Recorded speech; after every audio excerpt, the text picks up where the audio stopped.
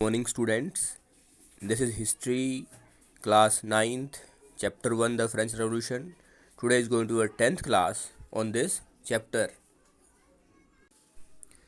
जब जुलाई 1789 की रेवोल्यूशन होती है तो महिलाएं पुरुषों के साथ मिलकर पीपुल्स मिलिशिया जन सेना बनाते हैं, टाउन हॉल के बाहर इकट्ठे होते हैं और इकट्ठे ही बास्टाइल जो फोर्ट्रेस है उस पर हमला करते हैं हथियारों की तलाश में।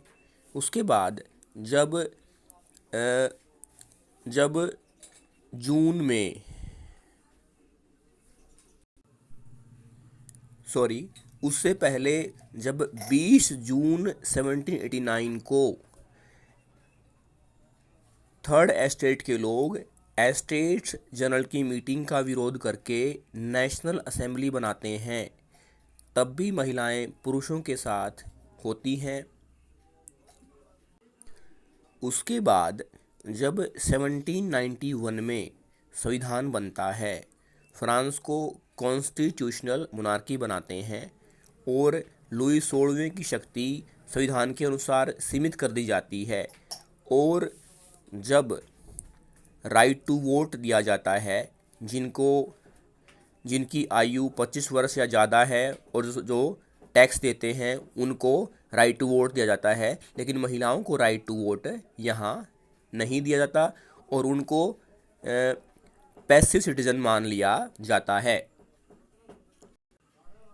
लेकिन 1792 में जब फ्रांस ऑस्ट्रिया और प्रूशिया के खिलाफ युद्ध की घोषणा करता है, क्योंकि लुई 16वां प्रूशिया और ऑस्ट्रिया की सहायता से फ्रांस में क्रांति को दबाना चाहता है, फिर से राजतंत्र लाना चाहता है, तब प्रूशिया और ऑस्ट्रिया के खिलाफ युद्ध में फ्रांस की महिलाएं घर के काम में व्यस्त होती हैं, क्योंकि पुरुष तो जंग के मैदान में, लड़ाई के मैदान में होते हैं और तो महिलाएं ही जो लाइवलीहुड है, जो जीविका कमाने का काम करती हैं।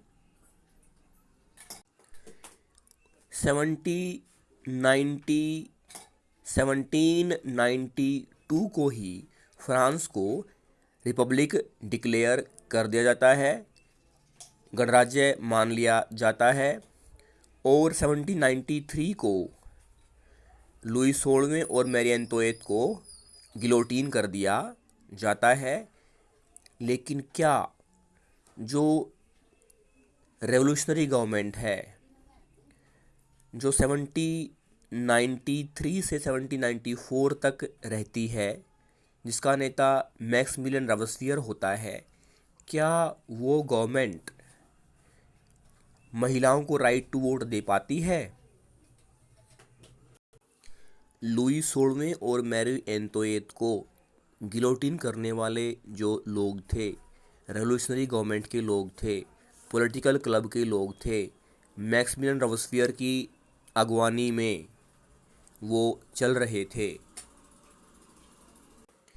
उनमें वो लोग थे जिनको 1791 के संविधान में राइट टू वोट नहीं दिया गया था, लेकिन उन्होंने भी जब उनकी सरकार बनी तो उन्होंने भी दी कन्वेंशन में उन्हीं लोगों को राइट टू वोट दिया जिनकी उम्र 21 वर्ष या ज़्यादा थी और जिसके पास संपत्ति नहीं भी थी, उनको भी राइट टू वोट दिया, लेकिन महिलाओं को राइट टू वोट तब भी नहीं दिया। फ्रांस में महिलाओं को राइट टू वोट 1946 में दिया गया। Let us start. Did women have participation? From the very beginning, women were active participants in the events which brought about so many important changes in French society.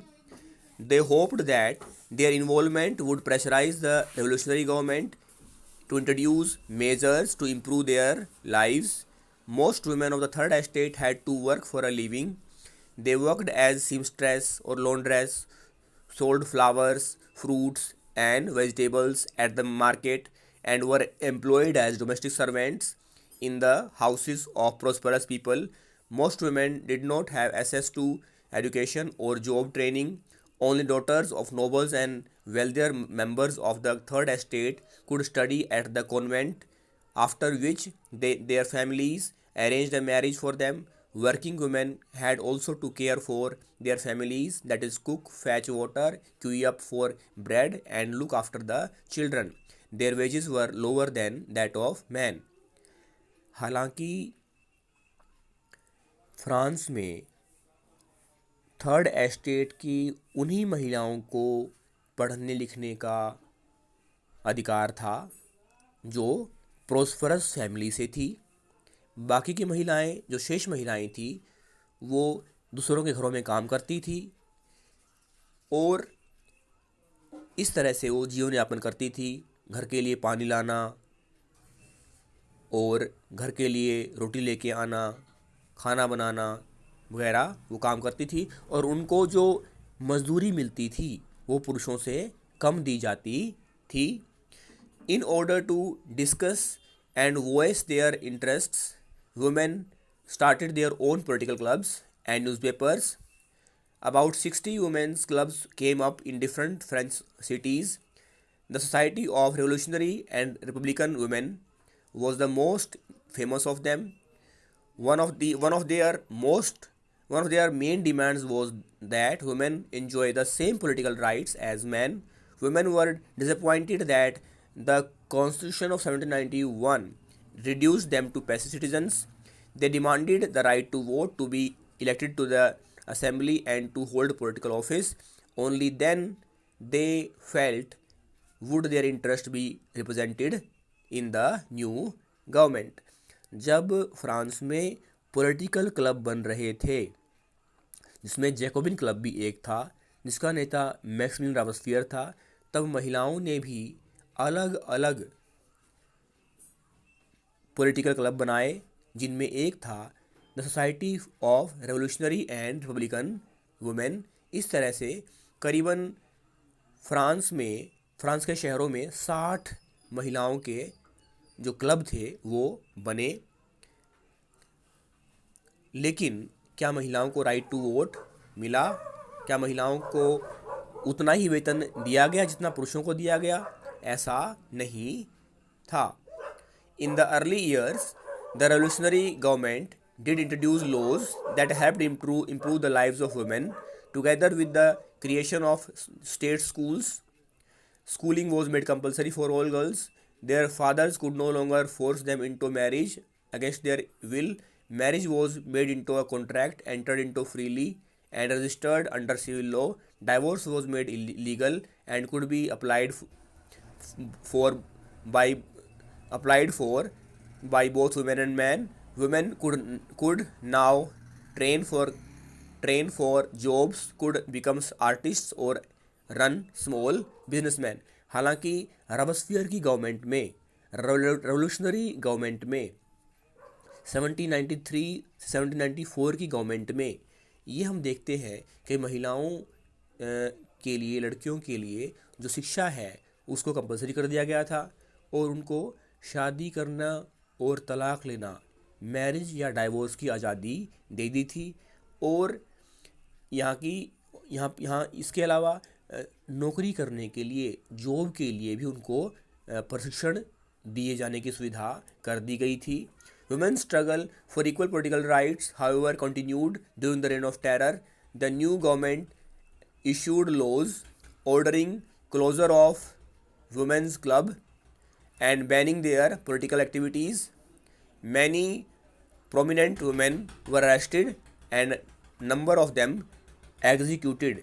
लेकिन आतंक के काल में 1793 से 1794 के काल में जब रॉबेस्पियर ने उन सब लोगों की हत्या की जो रिपब्लिक के गणराज्य के खिलाफ थे, तब महिलाओं के जो पॉलिटिकल क्लब थे उनको भी बंद कर दिया गया, उन पर भी प्रतिबंध लगा दिया गया, महिलाओं को अरेस्ट किया गया, उनको फांसी दे दी गई। Women's movements for voting rights and equal wages continued through the next 200 years. So in many countries of the world, the fight for the vote was carried out through an international suffrage movement. during the late 19th and early 20th centuries. For the example of political activities of French women during the revolutionary years was kept alive as an inspiring memory.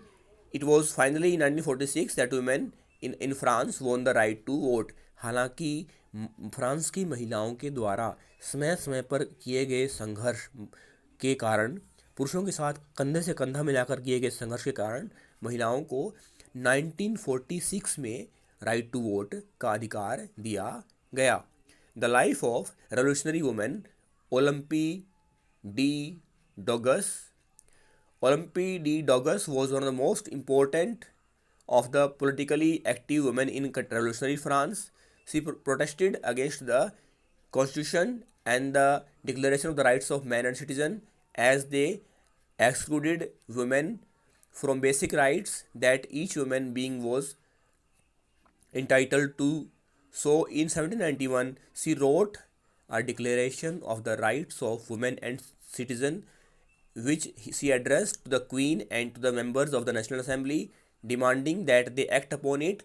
In 1793, Olympie de Dogus criticized the Jacobin government for forcibly closing down women's clubs. She was tried by the National Convention, which charged her with treason. Soon after, she was executed. जो ये महिला है ओलंपी D dogs, ये revolutionary government की आलोचना करती है. ये 1791 के संविधान की आलोचना करती है जो declaration of the rights of man and citizen से शुरू होता है, और उन सब के विरोध में 1791 में वो declaration of the rights of women and citizen लिखती है और उसे महारानी और नेशनल असेंबली को सौंपती है और मांग करती है कि रेवोल्यूशनरी गवर्नमेंट, रॉबर्ट्सफियर की गवर्नमेंट महिलाओं के जो पॉलिटिकल क्लब हैं उनको बंद न करे. लेकिन उसको अरेस्ट किया जाता है, उस पर राजद्रोह का मुकदमा चलता है और उसको फांसी दे दी जाती है. जो ओलंपिस डी डोगस है उसके अनुसार महिलाएं पुरुष समान हैं और दोनों को समान अधिकार मिलने चाहिए, और जो राष्ट्र है वो और कुछ नहीं है बल्कि महिलाओं और पुरुषों से मिलके बना है. नेक्स्ट क्लास में हम जानेंगे कि फ्रांस में दास्ता का अंत कैसे हुआ. थैंक्स.